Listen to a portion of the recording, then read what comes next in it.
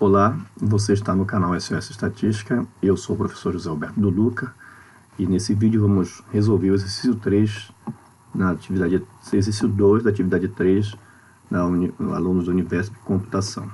Ok, vamos então ao problema. Bom, um determinado processo dura em média 120 minutos e apresenta desvio padrão de 15 minutos. Usando a tabela a seguir, que é a tabela da normal, assinale a opção que fornece a probabilidade de que, num dia qualquer, esse processo seja executado em menos de 90 minutos. Bom, aqui então já foi dado que nós vamos utilizar a distribuição normal, tá certo? Então, a gente não precisa nem pensar muito, já vai direto para essa distribuição, ok? Então, vamos lá. A gente vamos lançar a mão nessa distribuição normal, né? Para calcular a probabilidade de uma distribuição normal, a gente precisa unicamente conhecer seus parâmetros, que no caso é a média e o desvio padrão. A média foi dada 120, o desvio padrão também foi dado 90, aliás, foi dado 15 minutos, tá ok? Continuando, eu agora preciso definir a nossa variável de interesse. A nossa variável de interesse é tempo de duração do processo. Então, calcular a probabilidade, né, do tempo de duração do processo ser menor que 90 minutos, tá? Menor que 90 minutos, tá certo?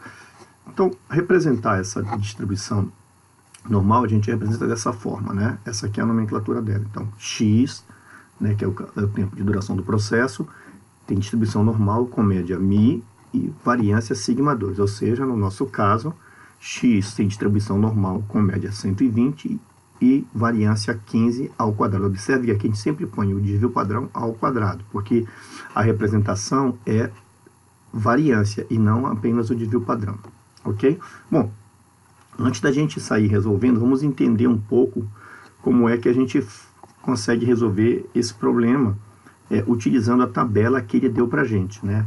A tabela que ele deu pra gente é da normal padrão, a normal onde a média é 0 e o desvio padrão 1. E por que então que ele deu essa distribuição pra gente? Vamos já entender. Para cada valor de μ e sigma, né, a gente vai ter uma curva de probabilidade normal diferente, tá certo? Ela vai mudar de acordo com esses parâmetros aqui, tá? Então, seria impossível, por exemplo, eu ter um livro com todas essas distribuições aqui normal, né? Porque cada vez que eu mudar a média ou o desvio padrão, é diferente a curva. Então, eu não conseguiria fazer uma tabela que contemplasse todos esses casos. Então, foi então criada essa tabela, né, que a gente chama de normal padronizada, né, que me dá exatamente a curva com a média 0 e o desvio padrão 1, que é exatamente essa curva que ele deu pra gente aqui, tá? E aí, se eu tenho uma normal onde a média é diferente de 0 ou o desvio padrão é diferente de 1, como é o nosso caso, né? O nosso caso aqui nós temos que a média é 120 e o desvio padrão é 15. Então, o que eu tenho que fazer? Eu tenho que fazer uma transformação na minha variável original, né? Eu tenho que transformar essa variável que eu tenho uma normal μ sigma qualquer para uma normal onde a média é 0 e a variância é 1. Ao fazer isso, eu estou pronto para utilizar a tabela que foi então dada pelo professor, tá bom? E que é a normal 0,1. Essa tabela também está em qualquer livro de estatística. Lá no final do livro que você abrir, você vai ver essa tabela normal lá. Ela é a mesma em qualquer livro, tá bom? Continuando. Bom, eu preciso então calcular a probabilidade de que o tempo, né, de duração do processo seja menor que 90 minutos. Então, o que eu vou fazer? Eu vou fazer essa transformação. Eu vou transformar essa minha x na z. Tá bom? Como é que eu faço isso? Eu subtraio da média e divido pelo desvio padrão. Desse lado esquerdo aqui eu ponho, então, de forma literal, para que apareça a z.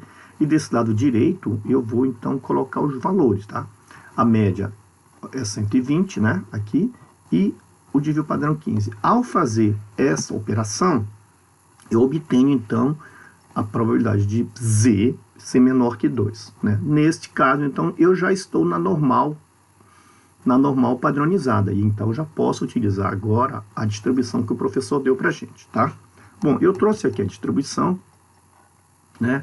E também trouxe um desenho da curva aqui para a gente entender direitinho. Bom, então, antes da gente sair resolvendo, só entender que essa curva que o professor deu para a gente, ela olha exatamente a metade da normal à direita, ou seja, ele me dá esta área aqui, tá vendo? Esta área entre 0 e algum valor, tá? No caso aqui, entre 0 e 2, né? Que eu marquei aqui. Mas por que eu marquei entre 0 e 2? Porque esse valor aqui, logicamente, estaria à esquerda dessa curva. Mas como o professor me deu à direita, o que eu vou fazer? Como a curva veio à direita, o que eu vou fazer? Eu vou fazer, e eu preciso mesmo só desse pedaço. Por quê? Porque essa curva ela é simétrica. O que acontece à esquerda também acontece à direita. Ou seja, a calcular a probabilidade dela ser menor que 2, né? Que seria o lado aqui, é a mesma coisa que probabilidade maior que 2, tá? Menor que menos 2, no caso, seria a mesma coisa que maior que 2, tá certo? Que seria essa parte aqui à direita. Então, o que eu faço? Eu vou reescrever isso aqui, ó. A probabilidade de Z ser menor que menos 2 é igual à probabilidade de Z ser maior que 2, tá? Observe, é como se você tivesse com um espelho aqui nessa curva aqui, ó, do outro lado, né? Você estava desse lado aqui, menos 2, agora você está desse lado. É a mesma coisa, porque essa curva ela é simétrica. Então,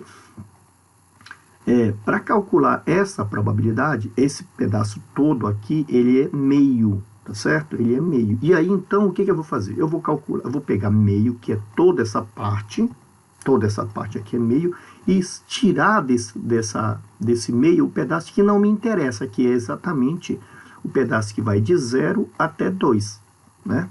De 0 até 2. Aí eu olho aqui na curva, tá? E vejo aqui, ó, 0,4772. Eu escrevi aqui para vocês. Então, eu vou retirar esse pedaço que não me interessa. Vou pegar meio, que é tudo, e retirar essa parte que não me interessa, porque o que me interessa é só essa parte à direita aqui. Então, eu faço 0,5 menos 0,4772, onde eu obtenho 0,0228, o que me dá 2,28%. Olhando nas respostas, né, conforme o material que eu recebi, seria a letra D.